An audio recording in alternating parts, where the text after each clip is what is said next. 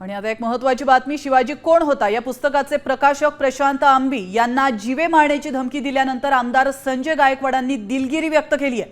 छत्रपती शिवाजी महाराजांचा सन्मान अबाधित ठेवावा, तर पुस्तकांमधील एकेरी नाव न घेता आदराने घ्या आणि महाराजांचे एकेरी नाव घेऊन करोडो हिंदूंचा अपमान करू नका असं देखील त्यांनी म्हटलेलं आहे।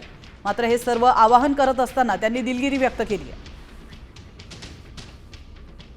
प्रकाशन झालेलं शिवाजी कोण होता हे पुस्तक, ज्याच्यावर गोविंद पानसरे साहेबांचा उल्लेख केला पण त्याचा लेखक म्हणून उल्लेख नाही, त्या पुस्तकाच्या संदर्भात मी प्रकाश आंबी यांना फोन करून, प्रकाश भाऊ आपण हे पुस्तक प्रकाशित केलं आहे का, इथून मी सुरुवात केली। छत्रपती शिवाजी महाराज हे करोडो देशवासियांचं दैवत आहे। त्यांना महाराष्ट्रात संपूर्ण देशामध्ये आपण सगळेजण दैवत मानतो। त्यांचा कुठेही उल्लेख करताना श्री छत्रपती शिवाजी महाराज असाच उल्लेख केला जातो।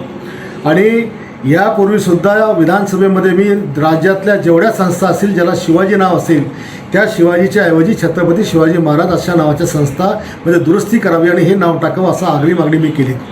शिवाजी शिक्षण संस्थेचं नाव बदलताना सुद्धा मी त्यांना सांगितलं की छत्रपती शिवाजी शिक्षण संस्था असं नाव आपण करावं, शिवरायांचा अपमान करू नये।